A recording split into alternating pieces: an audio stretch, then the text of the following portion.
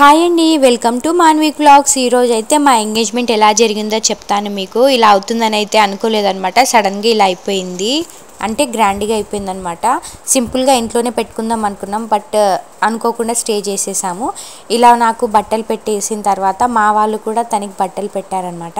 ఇక ట్విస్ట్ ఏంటంటే వాళ్ళు తెచ్చిన బట్టలు నేను వేసుకోలేదు, నేను తెచ్చిన బట్టలు వాళ్ళు వేసుకోలేదన్నమాట. మేమిద్దరం అనుకోకుండా బట్టలు తెచ్చుకున్నాము, అది కూడా గ్రాండ్గా. ఎవరికి తెలియదు అది. నేను అలా రెడీ అవుతానని తనకు తెలియదు, తను అలా రెడీ అవుతారని నాకు తెలియదు అనమాట. అనుకోకుండా చాలా బాగా రెడీ అయిపోయాము ఇద్దరు స్టేజ్కి తగ్గట్టు. నేను ఇలా అయితే రెడీ అయిపోయా, నాకు చాలా బాగా నచ్చింది. నేనే గ్రాండ్గా ఉంటానేమో, తను సింపుల్గా ఉంటారేమో అని అనుకున్నాను, బట్ తన డ్రెస్సింగ్ చూసిన తర్వాత అబ్బా సరిపోయిందిలే ఇద్దరికి అనిపించింది. ఇంకా తర్వాత అబ్బాయి వాళ్ళ సైడ్ అమ్మాయి వాళ్ళ సైడ్ ఇద్దరు కూడా నోరు తీపైతే చేసుకున్నారనమాట. అదేనండి స్వీట్స్ పెట్టుకుంటారు కదా నోట్లో, వీళ్ళు చక్కెర పెట్టుకున్నారు, బొట్టు కూడా పెట్టేసుకున్నారనమాట. తర్వాత పంతులు గారు అయితే లగ్నపత్రిక రాయడం అయితే స్టార్ట్ చేశారు. ఇదంతా కూడా ఫస్ట్ అన్నయ్యకి ఇష్టం లేదు, అంటే మ్యారేజ్ కాదు, ఇలా సింపుల్గా చేయడం ఇష్టం లేకుండే. స్టేజ్ చూసిన తర్వాత అన్నకు కొంచెం సంతోషంగా అనిపించింది అనమాట.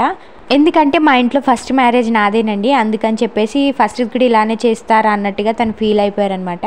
తర్వాత హ్యాపీగా అయితే ఫీల్ అయ్యారు. తర్వాత స్టేజ్ పైకి నన్ను పిలిచి పూల పండ్లు పెట్టడం అయితే స్టార్ట్ చేశారు. ఇదంతా సెట్ చేసింది నేను. ముందు రోజు అమ్మ వాళ్ళైతే ఇలా పండ్లు పెట్టడానికి తెచ్చి పెట్టారనమాట. దాని మీద కవర్ అంతా నేనే సెట్ చేశాను.